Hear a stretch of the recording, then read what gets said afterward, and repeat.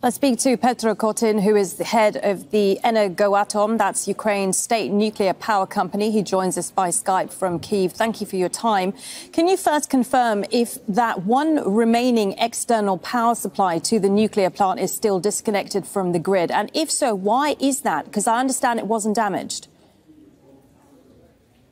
Yes, hello, thank you very much for having me. And yes, I can confirm that at the moment, the Zaporižžja nuclear power plant is working in completely island mode. So it is all lines which connect Zaporižžja nuclear power plant to the Ukrainian grid are damaged at the moment because of shelling. That is a situation very dangerous on the unit. Only one unit is in operation on very low, critically low level of power, supplying power for all 6 units' own needs. Sorry to interrupt you, sir. Sorry to interrupt you, sir. So just to be clear, that one remaining external power supply, I know there used to be more than that, but there was one remaining, so that is damaged, you say?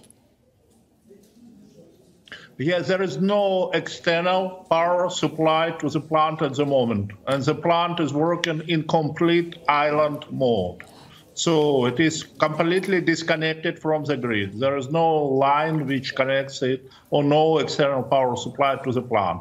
Only one unit on the plant right now is in operation, which provides power to the whole all needs in power for the nuclear power plant for all 6 units. And this is very dangerous situation because this unit is in operation on the very low level of power at the moment, critically low level of power. So we are thinking about stopping it because of that, and after that we will be going to diesel generators power supply. So how exactly is it operating at the moment? Is it with the diesel generators?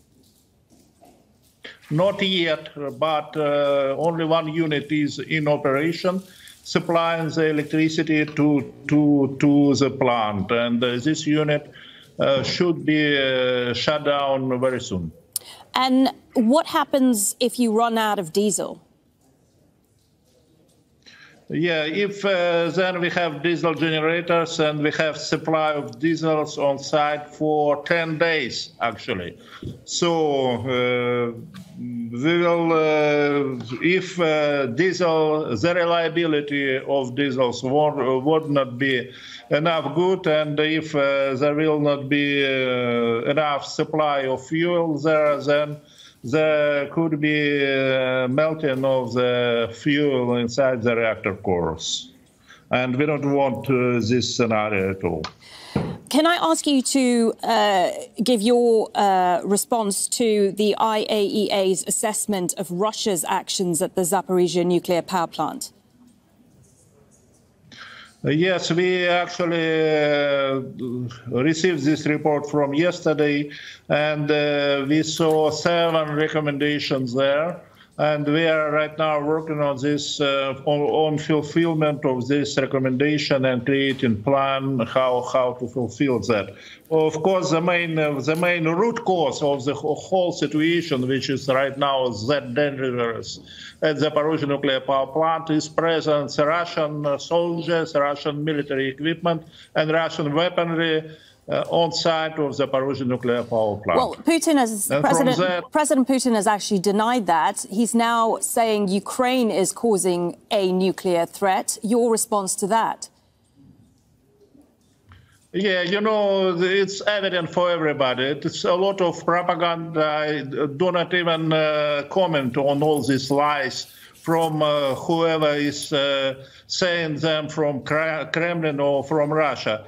We know for half of a year already the presence of Russian military personnel, military staff, and also military vehicles and all kind of weaponry on site of the Zaporižžja nuclear power plant. It is truth which you cannot just deny it, and all the inspectors on site could see it. Everybody has eyes and everybody has ears just to see what the real situation is on site. Can I ask you, how worried are you about the situation in Zaporižžja? What is the worst case scenario here? Worst case scenario is, the last unit will be shut down, and after that we will have all diesel generators, and there are 20 of diesel generators on site of the Zaporizhzhia nuclear power plant.